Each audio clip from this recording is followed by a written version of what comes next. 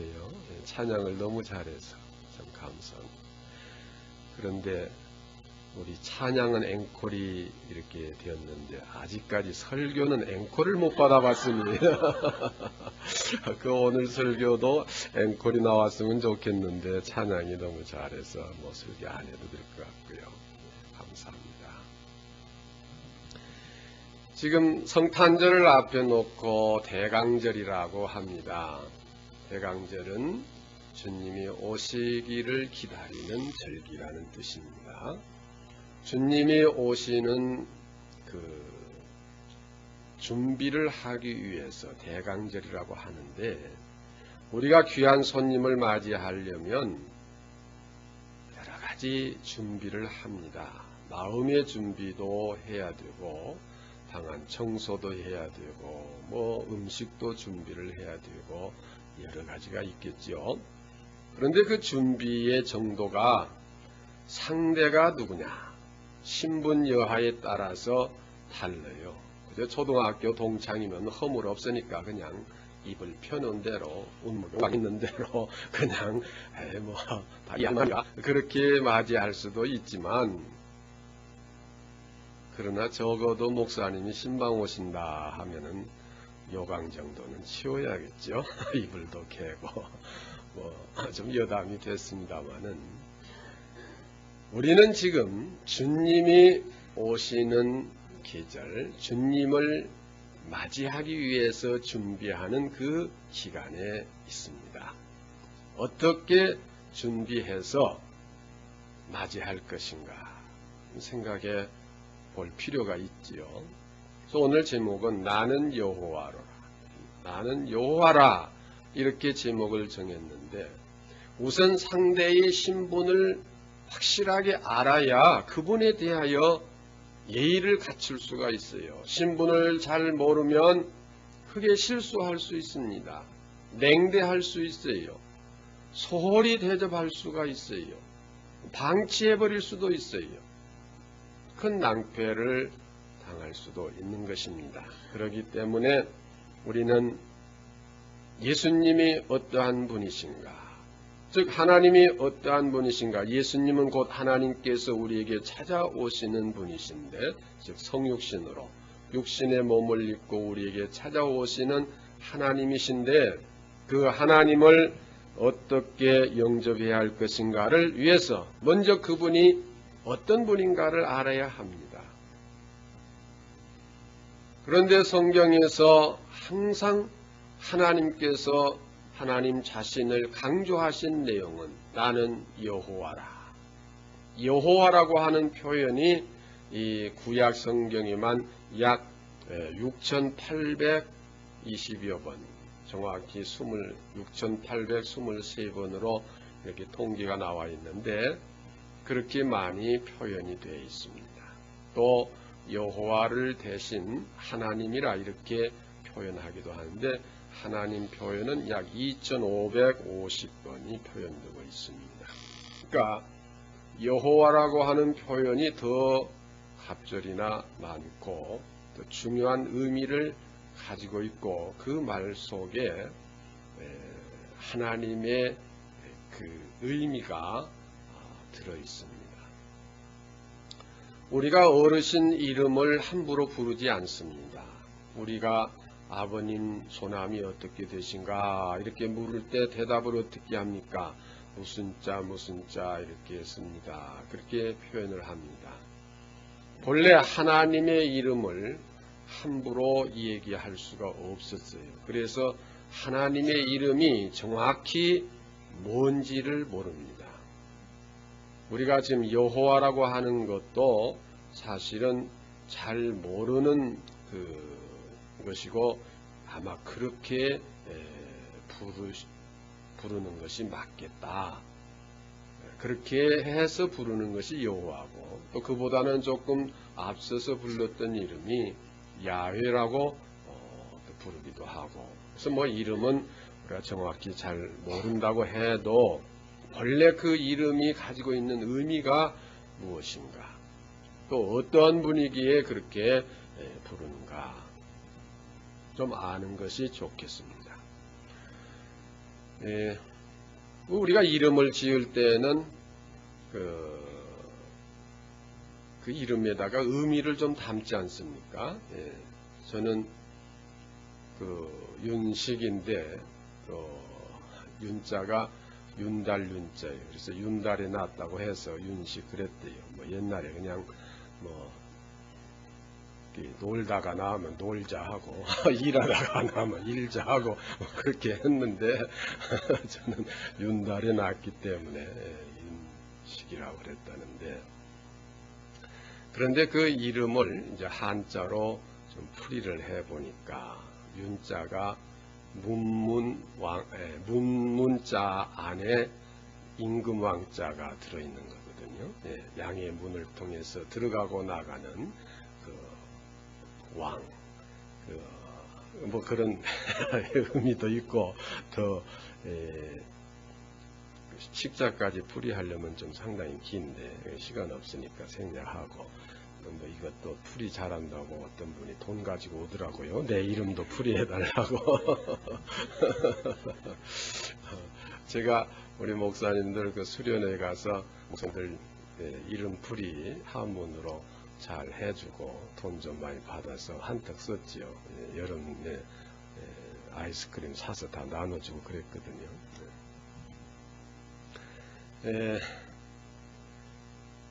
여호와라고 하는 이름을 우리가 잘 이해를 해야 되겠는데, 우선 우리가 친한 사람을 친구라고 합니다. 친구보다 더 가까운 사람을 가족이라고 그러죠. 친척, 가족 그렇게 말합니다. 나에게 가까운 분을 표현할 때에 아저씨, 삼촌, 당숙 그렇게 표현하지만 더 가까운 분이 누구냐 하면은 아버지입니다. 아버지와 아들의 관계가 제일 가까워요. 그런데 아버지보다 더 가깝다고 하는 의미로 쓰여지는 용어가 우리에게는 없지만은 신앙적으로 말하면 하나님입니다. 하나님보다 더 우리에게 가깝고 더 우리와 밀접한 관계를 갖고 우리에게 큰 어떤 은혜와 축복을 주시는 분이라고 하는 표현이 바로 여호와라고 하는 표현입니다.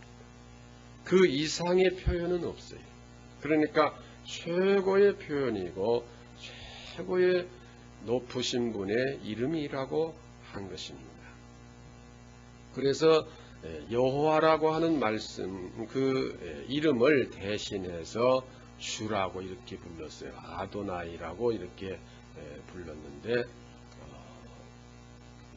그 의미는 주님, 구원자, 우리의 아버지, 나를 가장 사랑하시는 분, 그런 의미로 쓰여진 용어입니다. 여러분, 우리에게 찾아오시는 손님이 내게 얼마나 큰 혜택을 주었던 그런 분이냐, 또 나와 어떤 관계가 있었던 분이냐에 따라서 그분을 대접하는 정도가 다른 것입니다. 우리는 여호와 하나님보다 더 귀한 분은 우리에게 없어요. 그분이 우리에게 오시는 그날, 그 성탄일을 기억하는 하고 그날을 우리가 준비하는 데 있어서는 이 세상에서 어떠한 날보다도 가장 귀하고 즐거운 날입니다. 우리는 그렇게 준비를 해야 됩니다. 선진국 기독교 국가를 보면은요, 성탄절 준비를 얼마나 거창하게 하는지 몰라요. 11월부터 시작을 해요. 자기 집을 온전히 다 추리처럼 꾸며요. 그 큰 집들을 지붕에서부터 처마로 싹 돌아가면서 그 장식을 하고 또 여러 가지 그 그림으로 모형으로 장식을 하고 너무너무 화려하게 하는데, 잘 모르면은 지나치게 도망가다 그럴는지 모르지만은, 여러분 정말 자기가 존경하고 사랑하는 사람이 온다면은 성의를 다해서 준비하지 않겠습니까?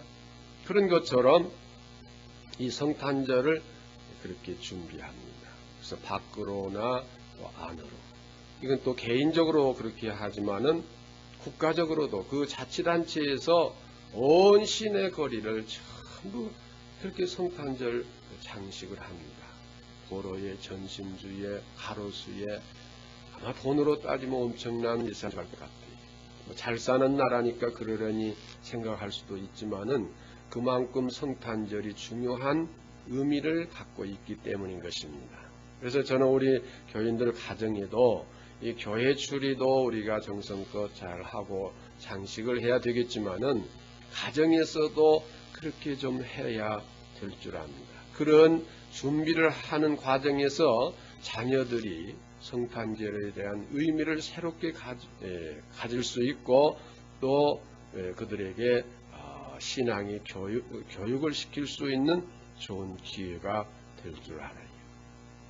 뭐 자녀들에게 원하면 뭐 돈 아까운 줄 모르고 그 쓸모없는 장난감도 비싼 거 사다 주고 막 쳐먹이고 그러는데 성탄절에 인색해서는 안 되겠어요. 성탄절에는 우리가 좀 넉넉하게 이렇게 준비하면서 주님을 맞이할 그런 신앙의 자세를 갖는 게 좋겠습니다.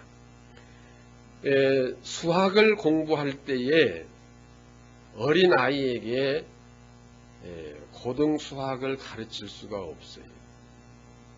이 수학을 가르치는 단계를 보면은 하나 더하기 하나는 얼마냐, 둘 빼기 하나는 얼마냐, 그것도 잘 모르니까 무슨 막대기를 갖다 놓고 또는 과일을 갖다 놓고 하나 먹고 또 하나 더 먹어. 그럼 몇 개 먹었냐, 뭐 이런 식으로 가르치기 시작해서 미적분도 하고 고등 수학을 이제 향해서 올라가는 것입니다. 하나님을 경외하는 믿음도 이 밑에서부터 배워 올라가야 온전한 믿음이 형성될 수가 있어요. 그래서 저는 하나님을 경외하는 믿음은 부모를 공경하는 효도에서부터 시작되어야 한다고 하는 것을 항상 강조하고 또 이 시간 다시 강조하고자 하는 것입니다. 부모를 공경할 줄 모르는 자는 하나님을 공경하지 못합니다. 혹시 하나님을 공경한다고 해도 그 의도가 불순한 의도에서 공경할 수가 있는 것입니다. 부모를 바로 공경할 줄 아는 사람이 하나님을 바로 공경할 수 있는 것입니다. 그러면 한번 물어봅시다. 여러분 잘 되기 원하시지요? 복 받기를 원하시지요? 그런데 집에 지금 부모님이 아프셔가지고 재산이 한 10억쯤 있는데 가만히 상황을 판단해 보니까 부모님이 아프셔가지고 결국은 이 10억 재산 다 까먹고 병도 못 고치고 돌아가시게 생겼어요. 그러면은 한 10억 정도 있으면 앞으로 평생 잘 살아갈 수 있는데 이 부모님이 다 까먹고 가버리시게 생겼으니까 어떻게 할까요? 부모를 갖다 고름장 시킬까요? 고려장.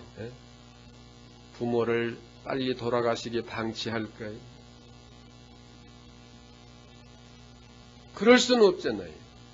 그러나 그렇게 하는 사람들이 너무 많습니다. 그렇게 직접 표현은 그렇게 안 해도 부모에게 소홀히 하고 부모를 냉대하고 심지어 부모를 갖다 버리는 사람, 또 부모를 죽이는 사람, 용돈 잘 안 준다고 죽이는 사람, 내 방치하는 사람 얼마나 많습니까? 이것은 가상적으로 이야기하는 것이 아니라 오늘 현실 속에서 그러한 일들이 너무나 많다고 하는 것입니다. 또 우리 부모 입장에서 자녀를 기를 때 자녀 교육을 잘 시키는 것은 부모를 잘 공경하게 만드는 교육을 시켜야 자녀를 잘 기르는 거예요. 성경에는 복받는 비결을 두 가지로 크게 이야기하고 있는데, 부모에게 효도하는 자가 복을 받고 하나님을 경외하는 자가 복을 받는다고 했습니다. 그래서 부모가 자식에게 축복 기도를 해주면 그대로 축복이 가는 거예요. 자녀가 잘 되기를 바라는 것이 부모의 마음입니다. 그러면 잘 될 수 있는 길을 열어줘야 하는 것이 당연한 일입니다. 그 길이 뭐냐? 부모에게 효도하게 만드는 것입니다. 효도의 방법은 시대에 따라서, 문화에 따라서 좀 다를 수가 있으나 본질은 다를 수가 없습니다. 요즘에 자라나는 어린아이들이 너무나 과잉보호 속에서 자라면서 자기 자신만 알 때가 많아요. 그러나 분명히 가르쳐야 할 것은 부모 공경하는 것을 가르쳐야 되고, 부모 공경을 가르쳐야 하나님을 공경하는 믿음이 바로 설 수가 있는 것입니다. 부모를 공경하지 아니하고서 하나님을 공경한다고 하는 것은 성경에 분명히 거짓말하는 것이라고 그렇게 말했습니다. 부모 공경은 꼭 자기를 낳아주신 혈육의 부모만을 말하는 게 아니, 모든 어르신을 부모님처럼 공경하는 것을 말하는 것입니다.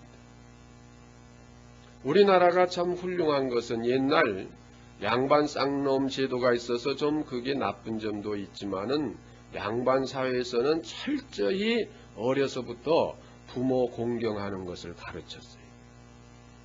그런데 양반과 쌍놈이 좀 다른 게 뭐였냐면은, 쌍놈은 부모고 뭐고 없어요. 그게 달랐어요.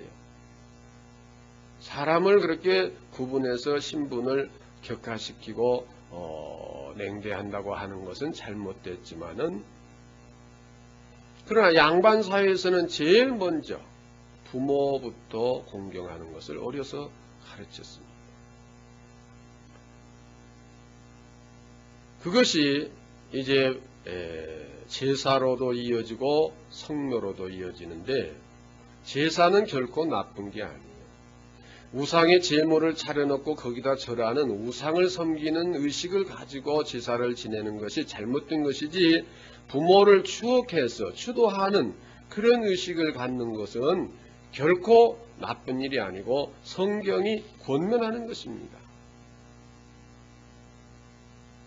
이제 우상에게 절하지 말라고 하는 그런 의미에서 이제 우리가 제사를 좀 다시 분석하고 그것을 개선할 필요는 있어요. 그러나 그것을 폐지하자는 건 아니에요.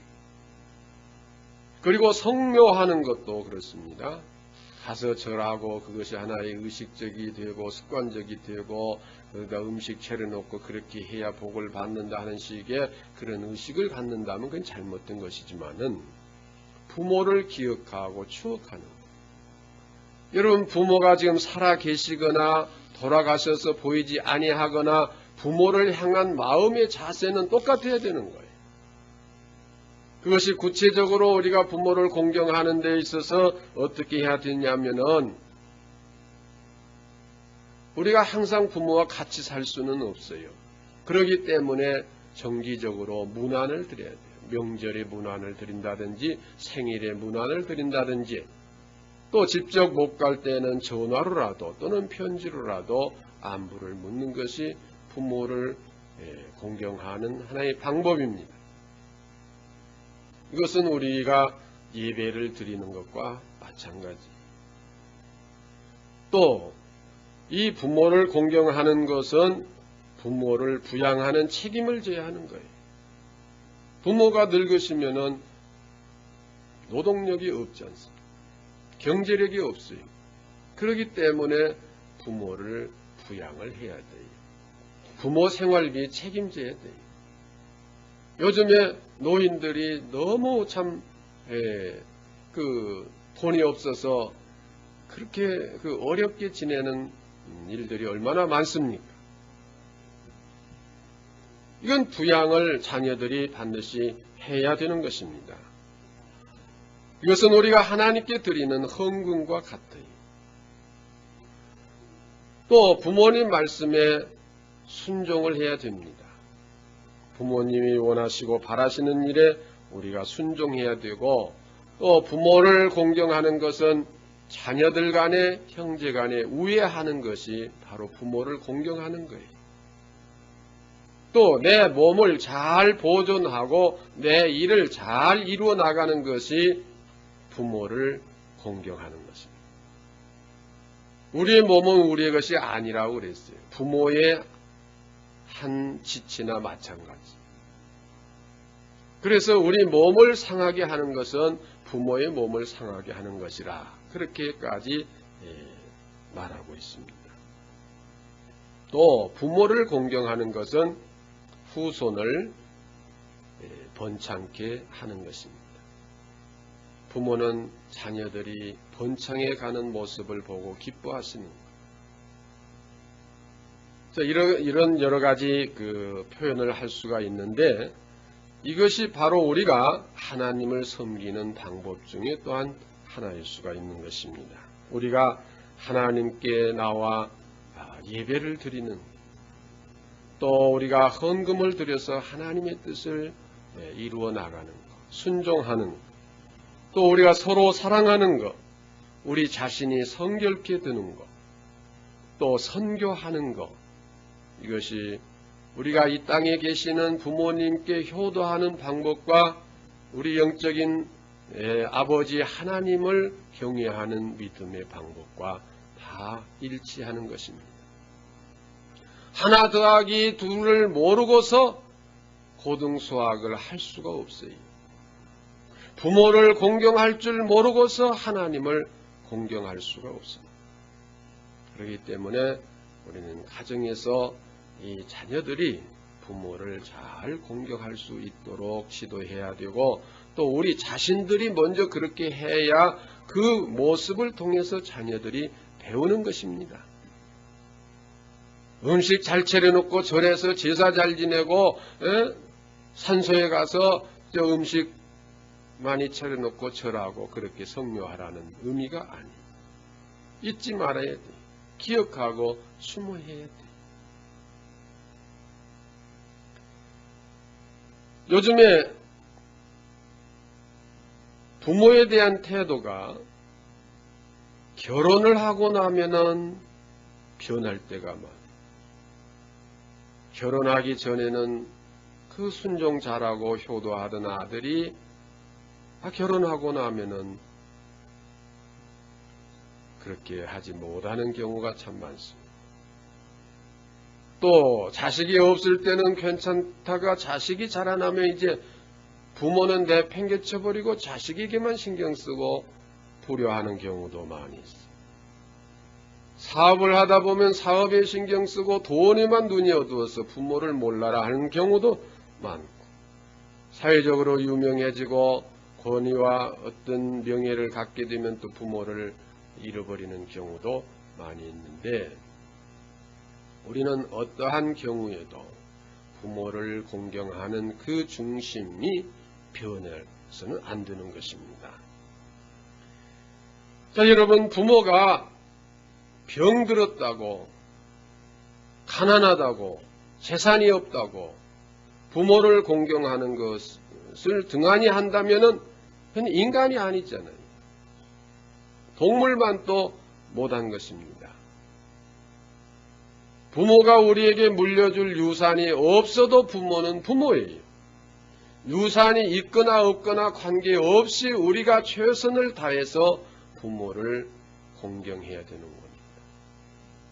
자식은 부모에게 유산을 받기 위해서 부모를 공경하는 것이 아니에요. 우리는 하나님을 공경하고 섬기는 것이 하나님께 복을 받기 위해서 하나님을 섬기는 게 아니에요. 우리의 본분이, 우리의 도리예요. 혹 여러분, 예수를 믿으면 사업이 망하고 예수를 믿으면 재수가 없어서 일이 잘 안 된다. 그것이 어떤 증명으로 나타났다면 예수를 믿겠어요? 안 믿겠어요? 그것이 어떤 통계로 증명으로 확실히 나타났다면 그럼 다시 물어보죠. 아버지를 계속 모시고 있으면 병원 치료비가 수없이 들어가고 젊어서 벌어놓은 돈 다 까먹게 생겼고, 그러니 아버지를 계속 모실 거냐 양로원에 갖다 몰래 버릴 거냐 한다면 어느 쪽을 택하시겠습니까? 말 안 해도 알아요.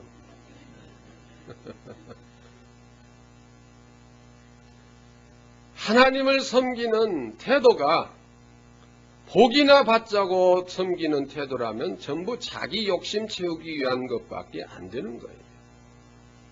하나님은 우리의 영혼을 창조하시고 우리의 생사화복을 주장하신 생명의 근원이시고 우리의 주님이시고 우리의 부모예요.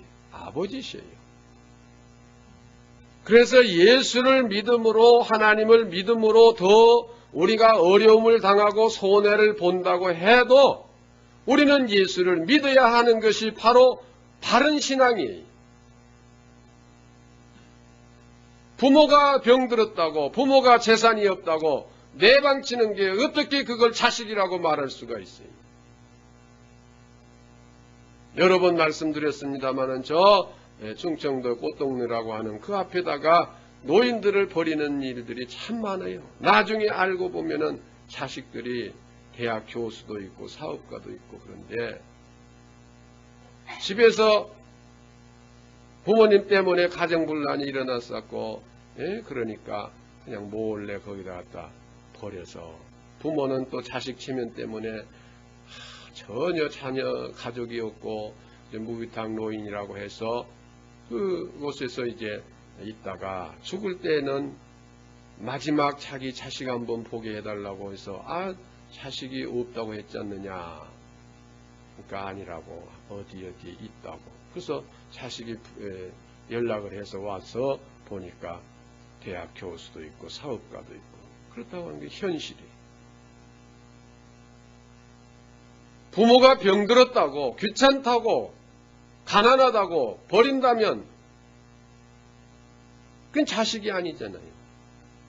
예수 믿는 것이 힘들고 손해보고, 예수 믿으면 사실 손해봐요. 여러분 11조 내야 되죠. 때때로 감사헌금 내야죠. 놀러 가고 싶은데 교회 가야 되죠. 힘들죠. 그러니까 하나님을 공경하지 않는다면 그게 인간이 아닌 거예요. 예수 복 받으려고 믿는 게 아니에요. 인간의 본분이에요. 자식된 도리로서 우리를 창조하신 하나님을 경외하는 믿음이 사람의 본분이, 또 그 본분을 제대로 하는 사람에게 하나님은 복을 내리셔요. 그래서 하나님을 바로 믿는 국가에 가보면 정말 복을 받아 잘 살아요. 잘 살기 위해서 하나님을 믿는 게 아니에요. 인간의 도리로서 하나님을 공경하는 바른 믿음을 가질 때 또한 그 축복을 주시는 것입니다.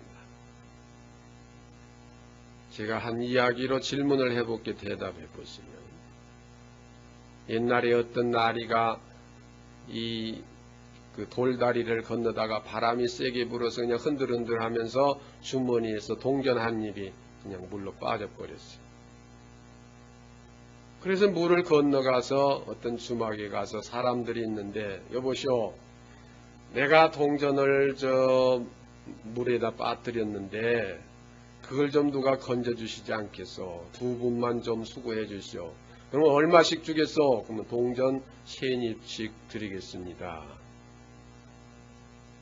얼마 빠뜨렸죠? 하나 빠뜨렸어요. 그런데 그거 하나 건지기 위해서 얼마가 들어가요?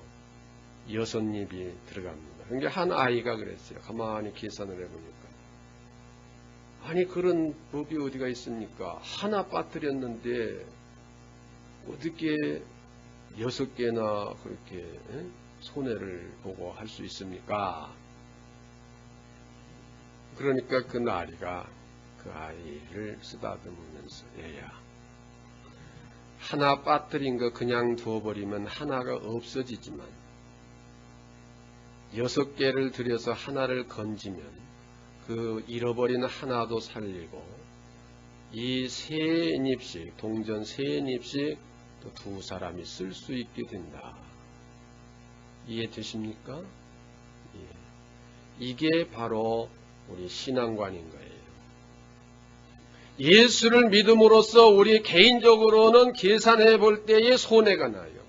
그 나리는 6개를 손해봐요. 그러나 결론적으로 여러 사람을 결론적으로 본다면 잃어버린 하나도 되찾고 또 2사람이 동전 3잎씩 쓸 수 있게 되고 그러나 결국은 내가 손해보는 것 같아도 여러 사람이 이익을 보는 거거든요. 오늘 우리 예수를 믿는 것은 나 하나 이익 보자고 예수 믿는 게 아니에요.